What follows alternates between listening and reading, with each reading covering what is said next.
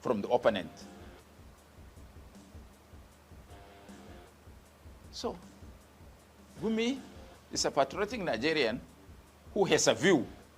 It may not resonate with me or you, but he remains a Nigerian with an alternative view to that of government. And let me tell you, if you are looking for the truth, ask your enemy or your opponent. Because from your sycophants and bootlickers, you will never get the truth. Now to on far. Ma okuta to wa nbe ma yoku nbe. Ma sabi bata ban sa ewa. He didn't lie anyway. Out of all he said, right? That part when he said, if the terrorists, if they put 33 terrorists on a bike, 500 bikes, and they come from all sides, they could take over Abuja. Baba, I just reasoned that one through. Do you want us to reason it for a moment? So those of us who are currently discussing this from the comfort of our own homes, just remember that there are those who have no homes anymore. They have no homes or anywhere to go to anymore in this whole thing, right? So from the comfort of these different homes all over the world, where we are right now. So just imagine that 2,000 terrorists invade Lagos. What do you really think would happen? I'm not saying maybe they will escape in that sense, so, but what do you really think will happen when you see about 3,000 armed terrorists coming from all angles? They are communicating. They are using their drones. Do you know they have drones too? Yeah, they do. They have drones. And guess what? With what we know, with all these security lapses that are already catching up with Nigeria today, I will explain that too. Security lapses. We believe from credible sources that these terrorists don't need to even migrate down to anywhere that much anymore. They've already established different cells. Those who are doing different jobs, those who are like working as pikemen and the rest of them, they are already there. They are only meant to be activated. That is why citizens have to be so extraordinary vigilant in this day and time. So when you notice something, don't keep it to yourself. Quickly tell somebody else as well. If it is worthy something to investigate right away in and around you, do not ignore it like you don't care, because that's the belief that they already are there. So imagine the kind of damages, the kind of destruction of lives and properties that will happen within that hour. And then don't forget, most of the time when they carry out these attacks, they won't attack Lagos. Don't worry yourself. Not in that sense, because Lagos is too crowded. They won't go back alive. I know that one. People will die. They will die too, all of them. And those ones that they will catch alive will likely wish that they were killed, like their colleagues. I can promise you that if they send 10,000 of them to Lagos, it is too crowded. They will end up getting choked in. However, don't forget that most of their operations are not carried out without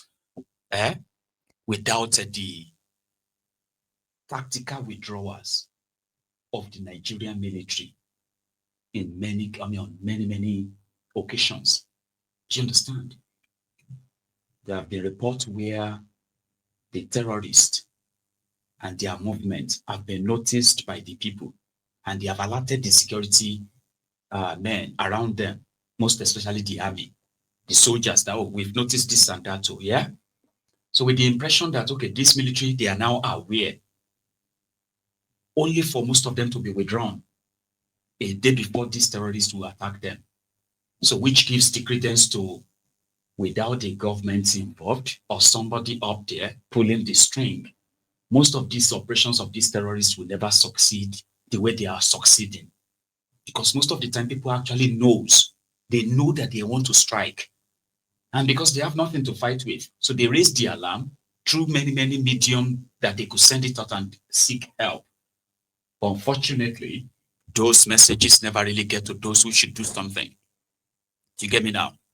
So, their culpability. So that's why it is, they're not going to attack Abeokuta. They're not going to attack, maybe, yeah, they've done it in Akure, Ondo State, yeah?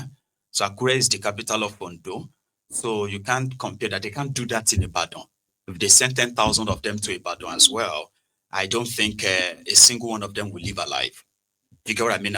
Like I said, people will die, but eventually, people will eventually round them up. It's going to turn to that, what you call war. None of them will live. So, and they don't do that. They don't go to places that is so populated. No. They always have their targets.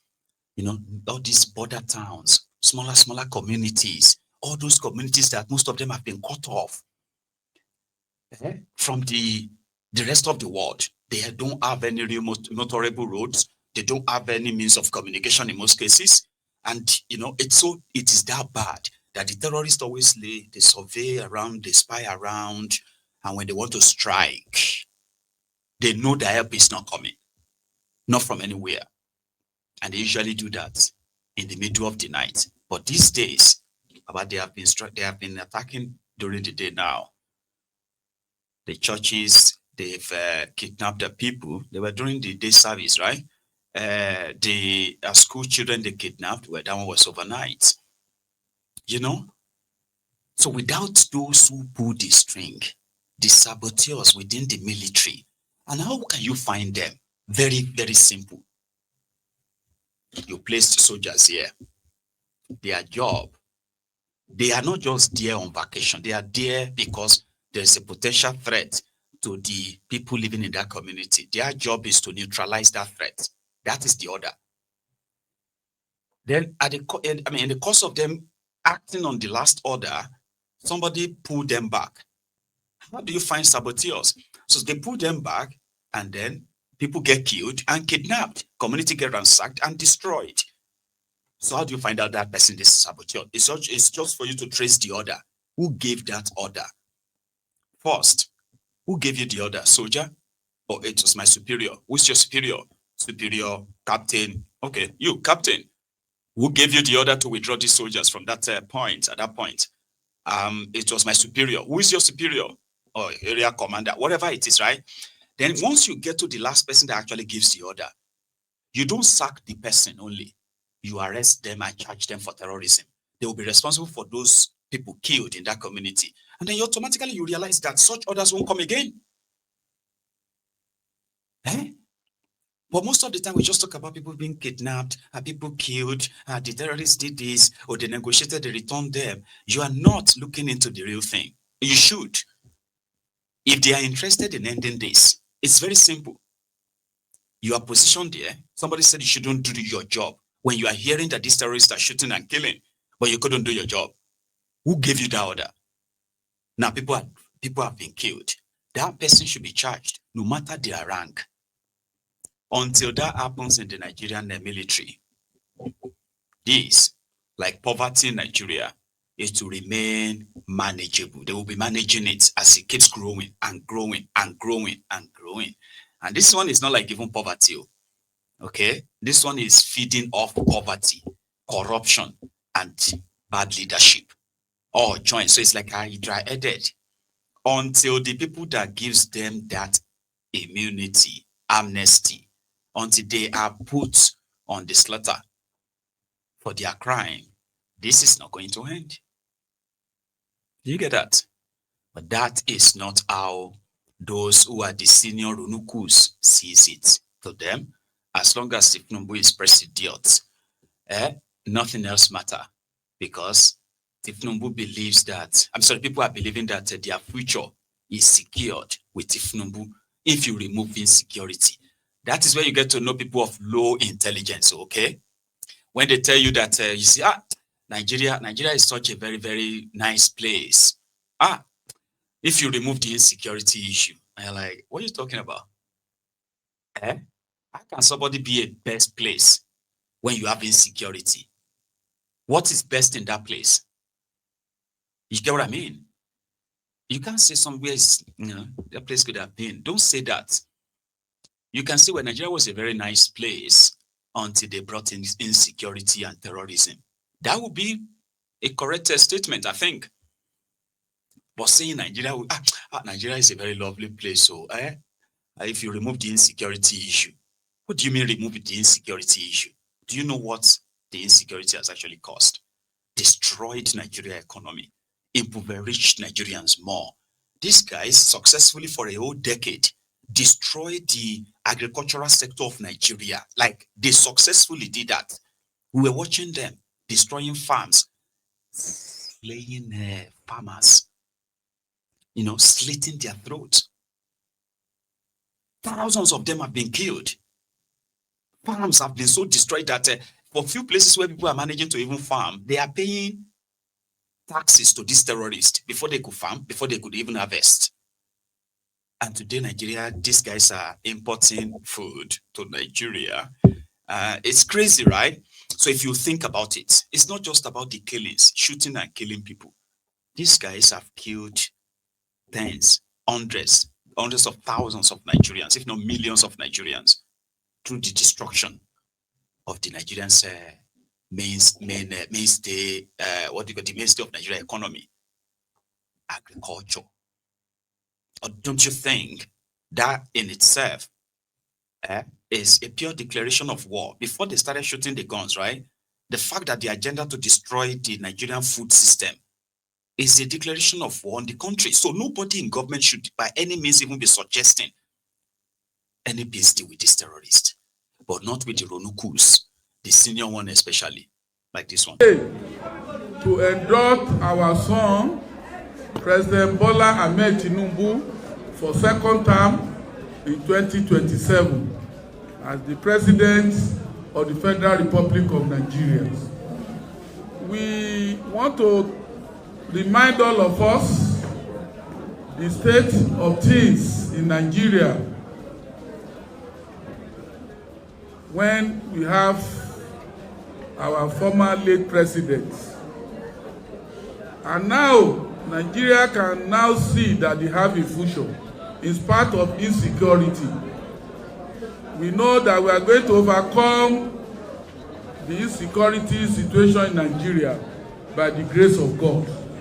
We, the Yoruba community, Karo Jire, have been observing the excellent performance of these two men.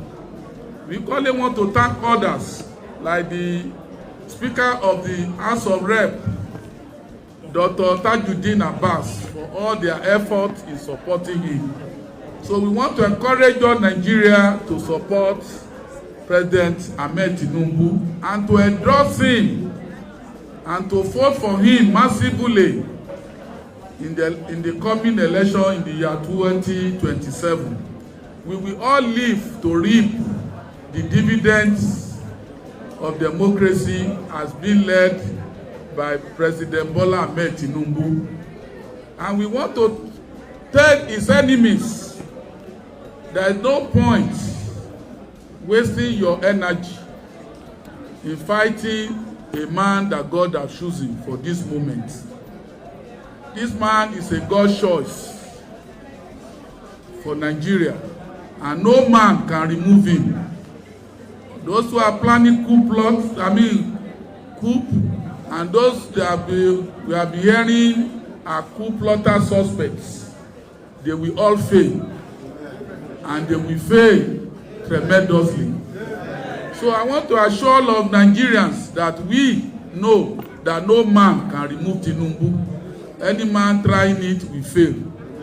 And we also want to let others know, especially Seyi Makinde, who has turned himself to be enemy of Yoruba people, that we endorse him for Kalakuta Republic in Kirikiri. He has borrowed over 300 billion for journey to a land of for a wasted journey. He wants to become president by group by all means, and he keep on dividing the Yoruba, the traditional council of Oyo State, putting the head of Alaafin and Olubadan and Shoun against one another in order to become president by all means. We want him to go to the history and remember all those that betray Yoruba cause, how they ended. And we want him to retrace his step. But if he doesn't, we endorse him. There are many republics in Nigeria. There is a Kalakuta Republic, and we endorse him for Kalakuta Republic in 2027. Because all our money that is wasting, that we must have packed to use to fight Tinubu, he will give account of them after he leave his position as the governor of Oyo State. ọ̀rọ̀ tó sọ yìí ọ̀ ń ṣeré ni àbọ̀ ń ṣe èrè. ọ̀rọ̀ tó sọ yìí ọ̀ ń ṣeré ni àbọ̀ ń ṣe èrè. Obviously, ó ṣì èrè ni àwọn alátẹnujẹ àgbàlagbà. They have started again. Anybody that doesn't support Tinubu will be called enemy of Yoruba. So they are oiling it now. So get ready, all of you. Get ready. Including those of you that have become victims of this insecurity, apart from the economic hardship that you have been subjected to, all right? So to those of you who have become victims of this insecurity yourselves, and right now you have no clear answers to what he is actually doing. So be ready, get ready. They're going to call you Omoali. They are going to call you enemy of Yoruba. They will say, I want Yoruba, because if you are not for Tinubu, you are automatically enemy of Yoruba. So to those of you who are non-Yorubas, okay, this is also to remind you, in case if you have also forgotten, since you have been doing this, your tribal Olympics on social media, and it has also spread even offline. Here is also a reminder that those of you, this is in 2 ways, in fact 3 ways.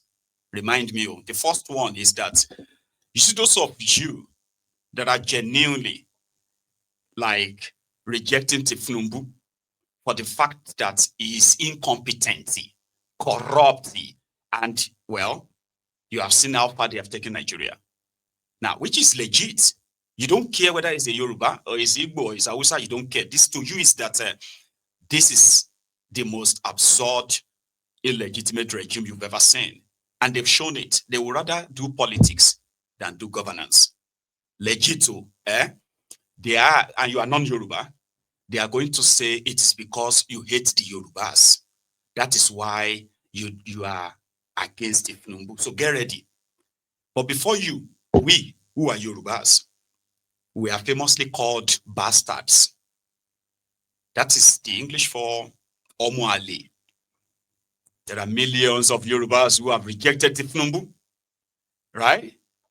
But yeah, the corrupt electoral system that you have in that contraption aided and enabled him to this point, of course, and he didn't do it alone.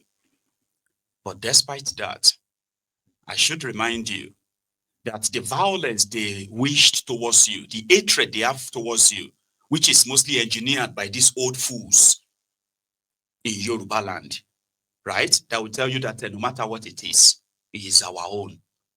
You understand? It's our own, even if we are dying.